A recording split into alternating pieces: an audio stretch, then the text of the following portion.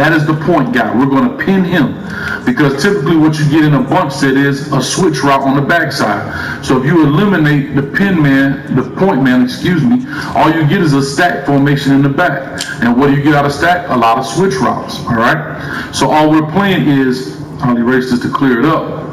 We're going to pin the point, and we're playing in and out. Okay.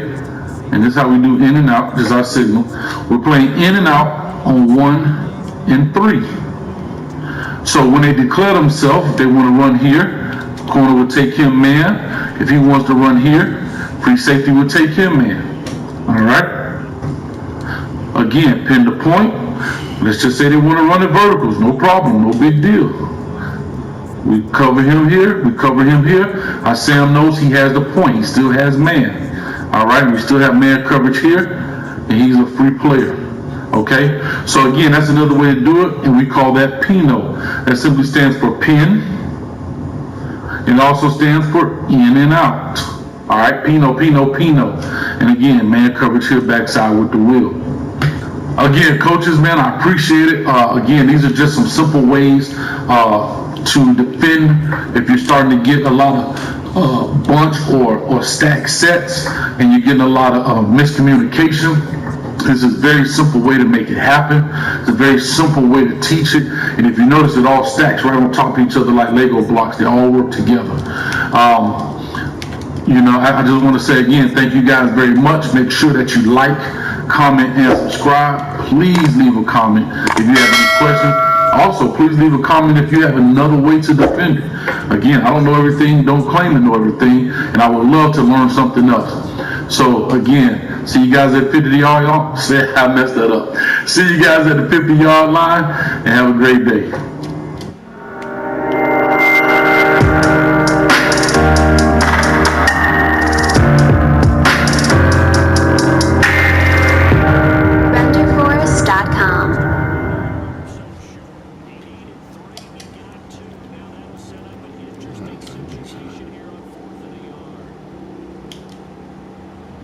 Hi, I'm Cody Alexander with MatchQuarters.com, bringing you another quick hits. This time we're talking about 3x1 coverages, mainly going over stress, stubby, mini, mix, and going over the stump variation, and also going to talk solo, talk technique, scenarios, when should I use them, when do I not use them, what are they good for, kind of giving a broad overview of each one, and then digging in deep into kind of how I teach it to my kids when we run these coverages, because we run all these coverages.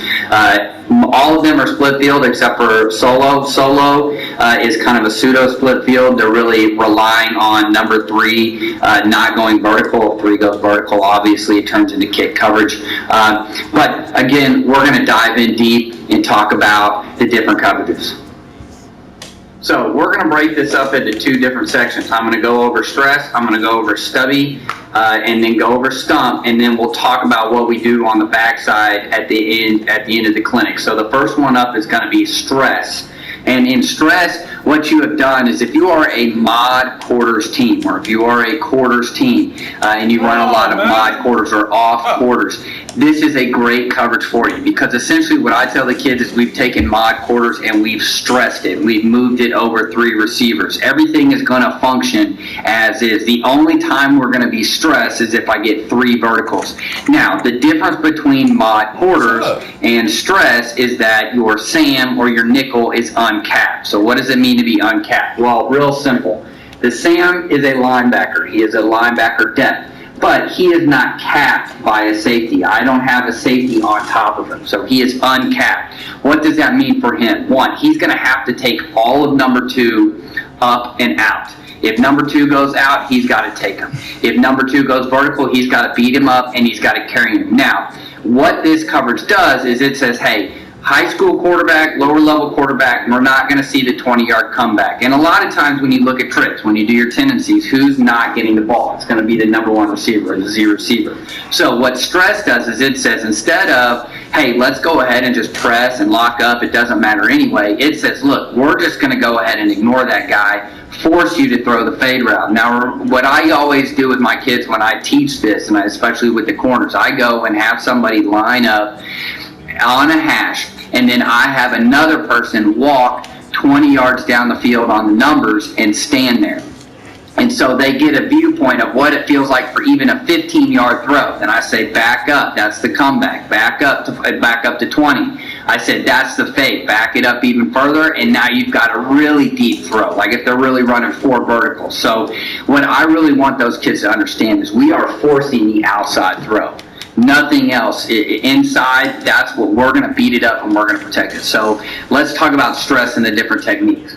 The corner is going to be at 7 yards inside shade. Now, obviously, there's split rules. You can call them dividers, whatever you want, that we will play off of. But if it's just base alignment, I want him 7 yards. What that looks like, it looks like mod quarters, except where he takes a step. I tell him, take a step back and take a step in, because he's going to have to help. What this ends up creating is kind of like a pseudo cover 3 over 1 and 2, but it's more of a man match. If I get a vertical by 1, corner's probably going to have to take him. What I want him to do, though, is instead of working to the apex, I really want him to just kind of lean on 2. I don't want him to bail to the midpoint of his unit or apex of the unit. Now, if you're teaching this at the lower levels, the easiest way to do this, like if you're middle school, your junior highs, you're putting this in at the lower levels, you just go ahead and say, hey, get into an apex. We're going to play this like cover 3. So he's going to work to the apex. What he has to do is wall and carry 2 vertical. He's got to beat him up. This is a lot like scooch or catch coverage that you see. I tell the Sam too, go ahead and get a step back. Get it 6 yards so that you are not at linebacker depth, you're not super close, and that you are opened up to the man. So his inside foot will be up, his outside foot will be back. He's reading the mesh through to 2 to 1. What he's trying to do is beat him up and collision him and make that route bend out, because where's his help? His help is in the corner. So his whole goal is to beat it up and carry that. The one route that gives this combination trouble is the curl wheel. And the reason why the curl wheel is so tough is because he has to take the out of number 2. He's got to come in. But like I tell everybody, this becomes almost like man coverage, just like it would in mod. The extra guy is here, so if they run a clear route, he's going to be gone. This is when your Mike has to kind of really work through and try and steal that curl right there. He just kind of has to work through 3 if 3 is vertical. So going to now, what are the jobs of the Mike and the free safety? Well, the free safety is going to take all of 3 vertical. If 3 goes up, he's got him. And then the Mike is going to try and just punch through the hip and keep continuing to that curl. If he sees 2 fly out, he probably knows 1's coming back in. So he's got to understand that if he's getting that as he's working. Everybody is working 3 to 2 to 1, even the corner. Everybody's got their eyes on 3. If 3 goes vertical, then they know it basically becomes, it's going to come a one-on-one game over here with leg support from the Mike. The real nice thing about stress, and what I tell the kids all the time, is that if somebody doesn't run vertical, it turns into sky coverage for your quarters concepts. So it doesn't matter. I think the teaching points on this is we see this a lot. We see the curl with a bubble and an over route. Don't jump the bubble. They don't want to throw the bubble in 3x1 if you see the quarterback, if it's not a catch and throw, they don't want to throw that. So that Sam linebacker really has to kind of feather off into that curl space and then work down, and that corner's really got to try and top that. Now, the corner doesn't necessarily have to be a super fast bail, but he does have to read departure speed. If he sees 2 out, he knows he's locking on 1. It's that simple. So again, your quarter, so if I teach mod quarters, or if I teach quarters, that is what we do day 1. Stress is going to be the number 1 thing that I put in, because it's essentially what we run on a daily basis. Because how many times are you going to see 4 verticals in a game? Now, if you know you're going to get that, then there's some things that you can do to help that nickel and to help that Sam so he doesn't have to carry the vertical. But even then, you still have a guy that if it's a true nickel, he can carry that vertical. If you don't have a guy that can carry the vertical, you still have a little bit of help. The other route combination that gives this problem is when you get the kind of the slough off fade, and then he kind of keeps going. Because really the Sam is supposed to come off here, and the corner would do that. And that's kind of one of the beaters. So if I'm seeing this route combination, again, I'm not gonna be running a bunch of stress, but you still can't do it. This is still kind of a hard throw, so that's why that corner really has to kind of lean on to making sure that he understands that if I get a stop route or anything underneath, that Sam linebacker really has to be walling and carrying to making him run the hump, elongating that route, and taking him to the corner, which is his help. Now let's talk about special, also known as mini, mix. It's got a bunch of different names. Stubby is a saving word for it. And it really what it is you are it's called X coverage. I'm Xing out the number one receiver by this guy. So we're just going to go ahead and X him out. Corner's going to press him. He's a make coverage, which means he's a man everywhere he goes. So I've got make coverage. I've got him no matter where he goes. If he runs all the way across the field, I'm going to take him. So what we've done is we've X'd that receiver out. So if you know, again, I'm number one receiver isn't getting a lot of balls, I'm just going to go ahead and press the corner, make sure he doesn't get anything, and really make sure that we reduce the field. So here, what they're doing is if you already run some kind of a two-read once in a while, or just once or twice a week, have your Sam linebackers or your nickels come with you and let them play corner when you do your read drill, your two read drill, and just go through the same route combinations, because that's essentially what we've done. We've X'd out him, and we're playing some sort of a two read concept over here. We're playing cover two.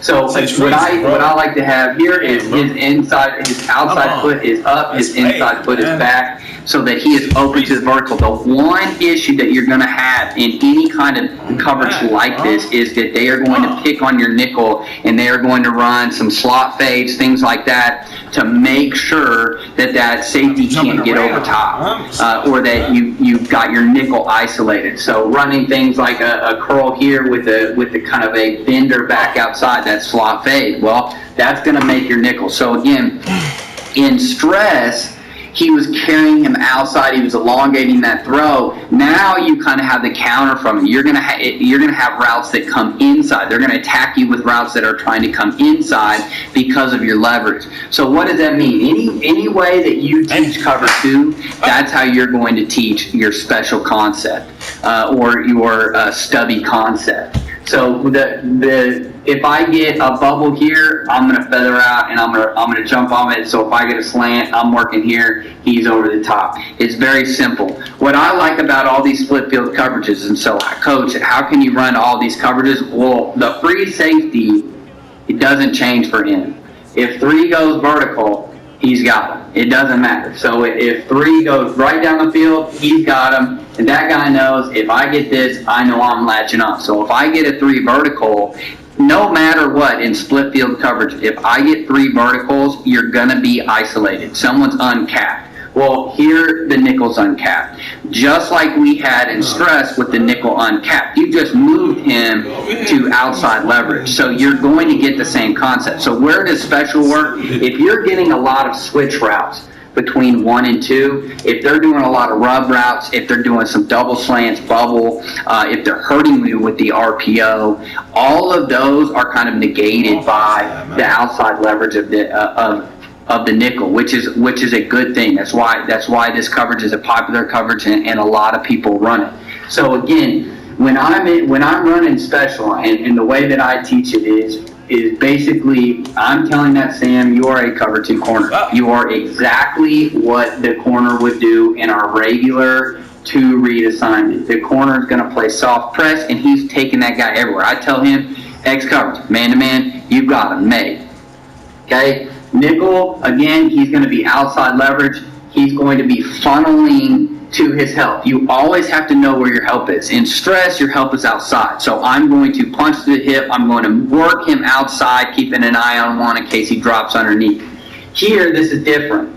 In made coverage, which is this, you don't have smash rules. So if he were to come here and hitch up at 5, I'm not telling that corner to give an out call for the nickel. The nickel's blind, and he's assuming this is X coverage, this is made coverage, he's gone. So if we were to get a corner route, he would then have to rotate underneath of that. Okay, so one of the big concepts that you will see is this. Well, you're going to get isolated again on that nickel. So if that becomes an issue, this is where the adjustment comes in, which is stump. Stump is a mod corner. Okay, and really, okay, coach, how does this relate to stress coverage that we just learned before? Well, in